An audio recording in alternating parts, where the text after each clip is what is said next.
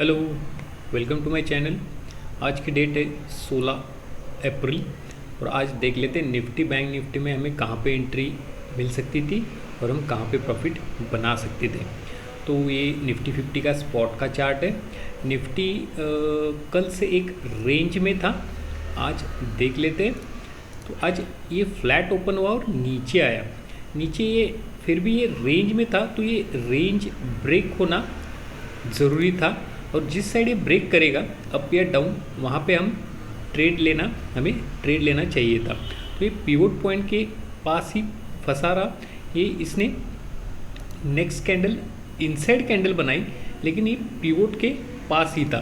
तो ये days high या प्रीवियस डेज हाई को इसने ब्रेक करना ज़रूरी था। यहाँ पे एक स्कैल्पिंग एंट्री बन सकती थी, इनसाइड कैंडल है, पिवोट को ब्रेक करके ऊपर आया है इस वजह से, लेकिन ये कंफर्म नहीं था कि ये ऊपर ही जाएगा क्योंकि कल से ये पूरा रेंज में फंसा हुआ था। आज सुबह भी ये रेंज में फंस सकता था, इसलिए ये कंफर्म नहीं थी। हालांकि यहाँ पे एक एंट्री स्कैल्पिंग की तरह हम ले सकते थे। तो ये सीधा ऊपर आया, लेकिन इसने ये प्रीवियस डे हाई को ब्रेक नहीं किया। यहाँ ये थोड़ा सस्टेन हुआ और फिर इसने ये नीचे ब्रेक डाउन कर दिया। यहाँ पे आप देखोगे तो ये इनसाइड कैंडल या बुलिश एंगल्फिंग भी नहीं बन रहा है। एक्चुअली ये बन सकता था लेकिन हुआ नहीं है और यहाँ पे एंट्री हमारी एक मिस हो गई। ये सीधा पिवोट पॉइंट के पास आया और वहाँ पे इसने एक रेंज बनाना शुरू किया पिवोट पॉइंट के नीचे। ये नीचे भी नहीं गया और ये वापस यहाँ पे एक हैमर कैंडल बनाया और ये ऊपर आया।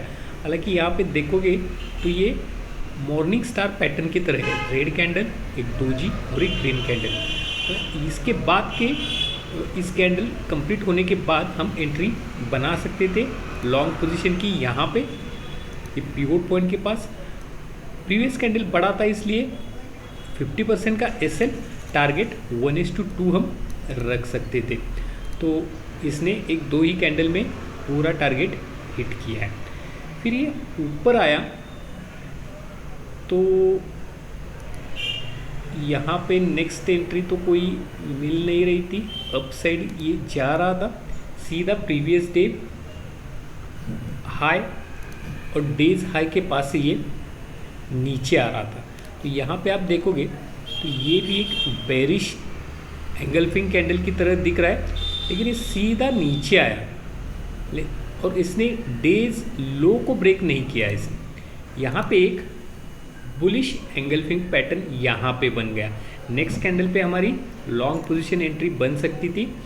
यहाँ पे पिवोट पॉइंट के पास एसएल होता, पैटर्न के नीचे बुलिश एंगल्फिंग पैटर्न के नीचे टारगेट 1:2 हम यहाँ तक प्लॉट कर सकते थे। तो ये डेज हाई के ऊपर भी जा सकता था या प्रीवियस डे हाई को अगर ये ब्रेक कर सकता तो अच्छा खासा प्रॉफिट मिल सकता था। इसने यहाँ पे एंट्री बना दी और ये सीधा दो ही कैंडल में पूरा इसने प्रीवियस डे हाई को ब्रेक किया। ये चैनल भी ब्रेक किया निफ्टी का और ये सीधा ऊपर चला गया। यहाँ पे हमने कम एंट्री की वजह से टारगेट रखने की वजह से कम प्रॉफिट मिला है।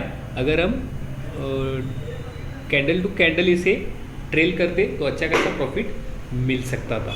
ये थी निफ्टी की एंट्री, निफ्टी हाई पे ही क्लोज हुआ है। अब देख लेते हैं बैंक निफ्टी में क्या पोजीशन थी। बैंक निफ्टी भी कल से एक अप ट्रेंड की तरह बिहेव कर रहा था। नीचे एक ट्रेंड लाइन थी जो ये सपोर्ट बनी हुई थी, तो ये ट्रेंड लाइन इस तरह ड्रॉ हुई है। सॉरी, ये होता नहीं है, ठीक है, थोड़ा सा मिसमैच है, ठीक है। ये ट्रेंड लाइन है और ओपन ही ये गैप अप ओपन हुआ, थोड़ा सा फ्लैट ये गैप अप था। इसने ये भी डेज हाई यहाँ पे बनाया था, वहीं पे इसने सपोर्ट लिया। तो नेक्स्ट कैंडल इनसाइड कैंडल, पूरी तरह इनसाइड कैंडल बनी हुई थी और यहाँ पे नेक्स्ट कैंडल पे हम एंट्री बना सकते थे। हालांकि बहुत नज़दीकी R1 सपोर्ट था, लेकिन फिर भी हम यहाँ पे एक एंट्री बना सकते थे। तो ये एंट्री हम यहाँ पे बनाएंगे। ये थोड़ा नीचे आया लेकिन 50% पे एसएल था, एसएल तो हिट नहीं हुआ, लेकिन टारगेट देख लेते हैं। ये पूरा इसने टारगेट की तरफ मूव किया है, और ये देखो इसने थोड़ी सी गैप के साथ ये टारगेट हिट नहीं, हालांकि 1:2 नहीं है, यहाँ पे 1:2 यहाँ पे आता है, थोड़े से पॉइंट से ये टारगेट मिस हुआ है। इसके बाद ये वापस नीचे आया, जहाँ की बैंक निफ्टी भी था, वहीं पे इसने एक सपोर्ट बनाया। और एक बात थी कि यहाँ पे ऊपर से एक ट्रेंड लाइन भी बन रही थी, और इसने एक चैनल बना दिया था। ये चैनल कुछ इस तरह बनता है।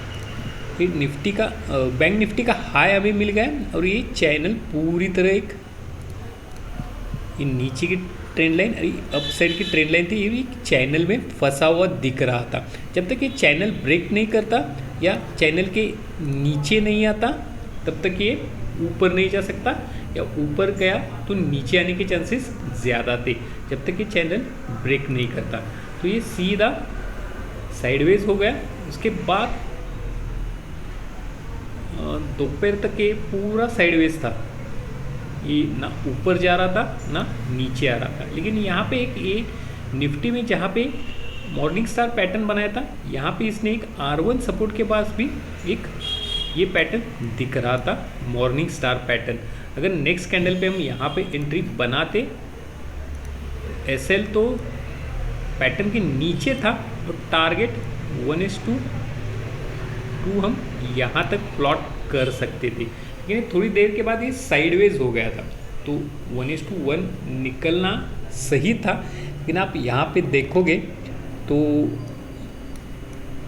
वेट करना क्यों ज़रूरी था, ये पे आपको दिख जाएगा। यहाँ पे फिर भी एक बुलिश एंगल्फिंग पैटर्न बनाया है।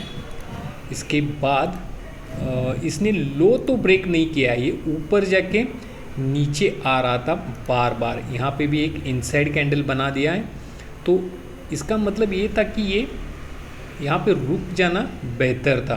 तो दूसरी एक पॉइंट ये थी कि ये नीचे जो प्राइस एक्शन ऊपर का बन रहा है, तो नीचे एसएल बहुत लोगों के बन रहे थे, तो ये इसने ब्रेकआउट दे दिया, और नेक्स्ट कैंडल ही फॉलो थ्रू नहीं हुआ। नेक्स्ट कैंडल ये नीचे आया, नीचे इसने नीचे की सारी लिक्विडिटी यहाँ पे पूरी लिक्विडिटी ग्रैब कर दी है यहाँ पे इसने।